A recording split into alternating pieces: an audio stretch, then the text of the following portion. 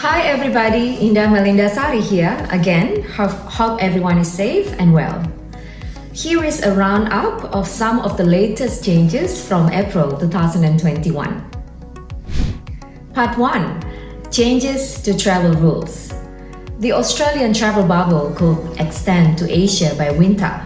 New South Wales and Victoria making plans for international students to return.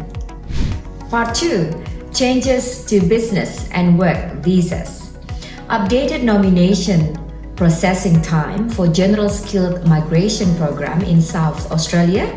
Victoria Government will close Business Innovation and Investment Visa, the subclass 188 nomination program by May 2021, and BSMQ latest updates. Part 3. Other changes and news.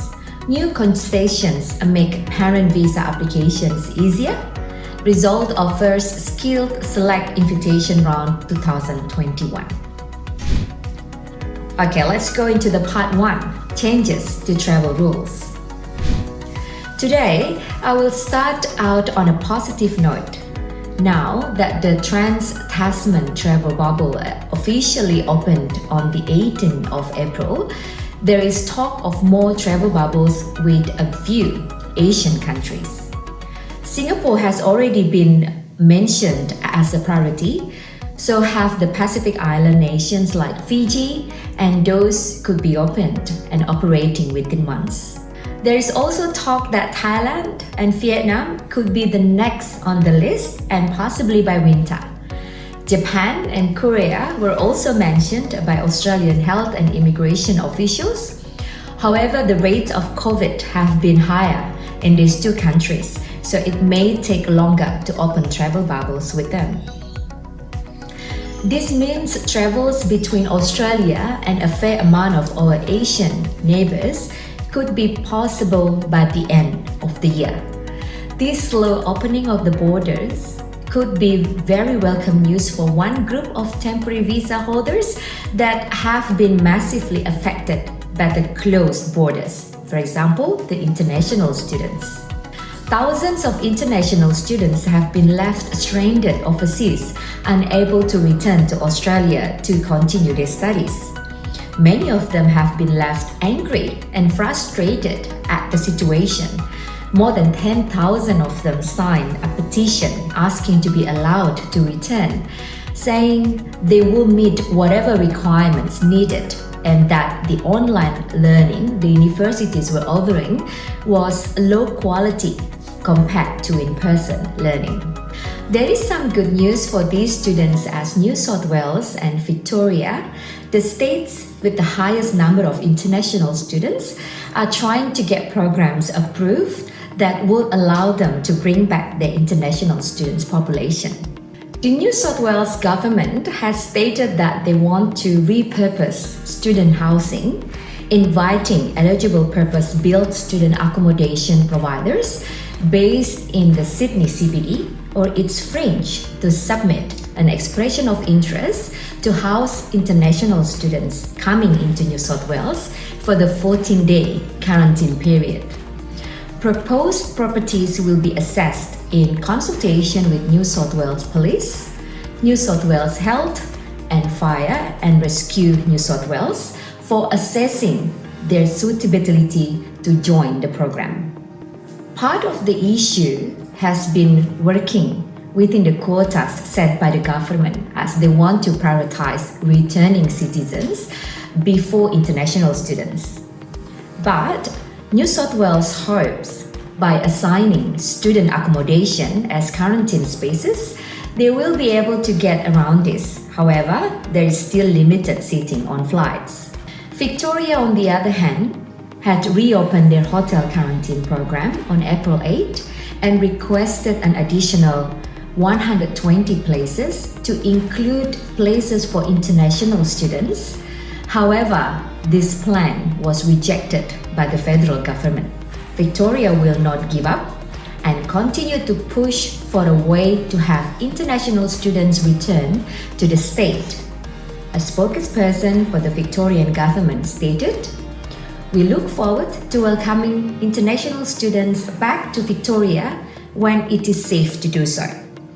The current budget provides 33.4 million Australian dollars to lay the foundation for a strong recovery for the sector.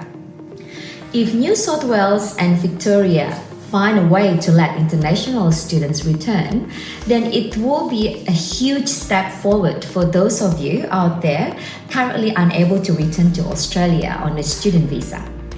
Part 2. Changes to business and work visas.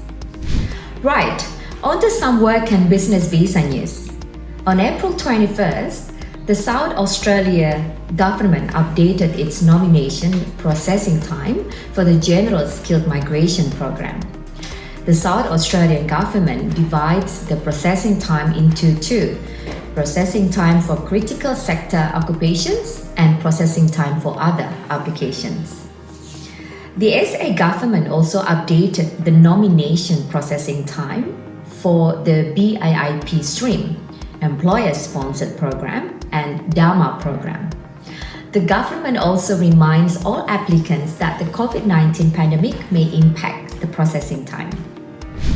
The updated processing times for the South Australian GSM are as follows.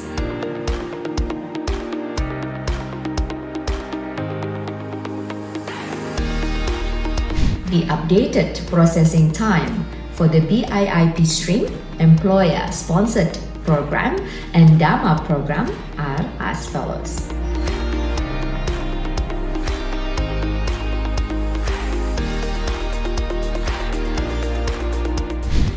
Although the SA government has set out these processing times, they can still change on a case-by-case basis, and changes due to effects of the pandemic. Just be sure to provide all the correct information and documentation to give yourself the best chance. Moving on from South Australia to Victoria now.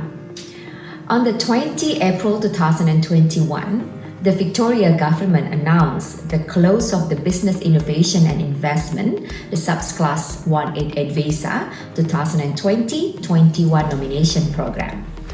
The Victorian government Skilled and Business Migration Program will not accept new nomination applications for the visa 188 after Monday, 31st of May 2021. The Victorian government needs 4 calendar weeks to process visa 188 Business Innovation stream and 1 calendar week for the visa 188 Significant Investor stream. So if you are applying for the Victoria nomination under visa 188, you must submit your application, including your applications that are currently in draft, through the Live in Melbourne portal before 31st of May 2021. This means you will have a month to submit applications before it closes if you are interested in this visa. The Department of Home Affairs might change the requirements for visa 188 after the 1st of July, which is when they stated all programs must close. If you do not submit your application before 31st of May, you might face new requirements, which might require you to start the nomination application from the beginning, so best to apply as soon as possible.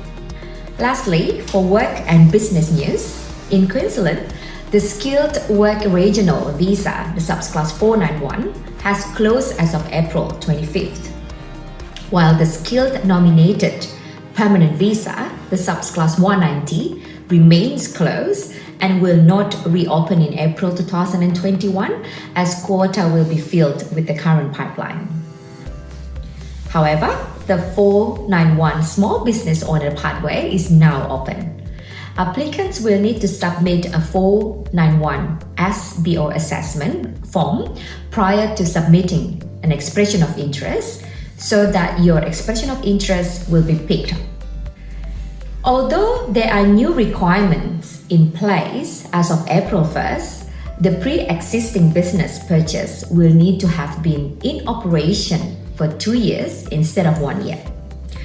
There will also need to be a minimum purchase price of $100,000, rather than total investment in the business.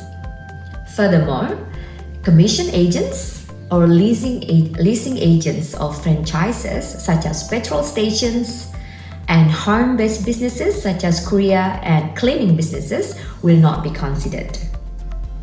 These requirements are aimed at ensuring the program is sustainable in the long term. Part 3. Other visa changes and news. In other visa news, the concessions for the parent visas due to the pandemic have now come into effect. The new regulation, which commenced March 24th, states that the grant of the subclass 103 parent visa, the subclass 143, the contributory parent, and the subclass 173, the contributory parent temporary visas to applicants who are usually required to be outside Australia when the visa is granted but are in Australia during the COVID-19 pandemic under certain circumstances can now be granted the visa onshore or in Australia. Given the current pandemic situation and border closure, it was decided that it will not be right to put these people at risk and possibly separate them indefinitely from their families. In regards to those unable to return to Australia, the new regulations say applicants who applied for a subclass 804, the H-parent permanent visa, or the subclass 864, the contributory H-parent visa, in Australia and who have since departed Australia may have difficulties in returning to Australia to be granted their visa. Due to COVID-19, related restrictions and practical difficulties involved with international travel during the pandemic, their visa can be granted while they are outside Australia if they meet all other visa criteria during the COVID-19 concession period. These concessions should hopefully ease the anxiety of those of you out there attempting to keep or bring your parents to Australia at this difficult time. Finally, our last piece of news for today is the result of the first round of SkillSelect Invitation 1 of 2021 have been released. In the latest round from January 2021 shows that a total 363 invitations were offered. The Skilled Independent Visa, the subclass 189, which is 200 invitations, and Skilled Work Regional Visa, the subclass 494, the Family Sponsored, which is 163 invitations, which is significantly higher than the total of the 110 invitations from October 2020 round of invitations. Some of the most informative data released shows which occupations have received the most invitation during 2020-21 program year so far.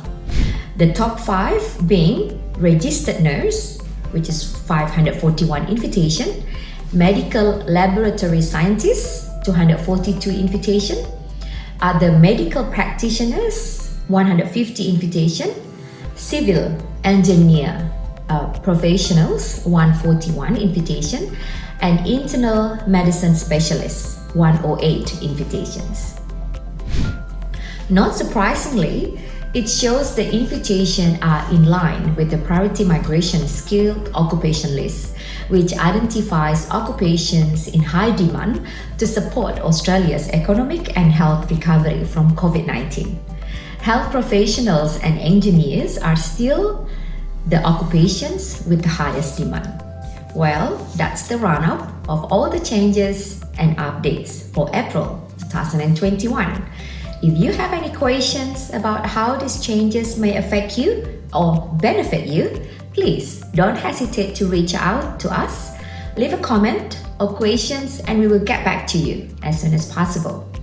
You can find our contact details in the description and in the comments, so feel free to send an email or call with an inquiry, and our advisors will be there for all your visa needs. Wonderland Consulting is here to help you.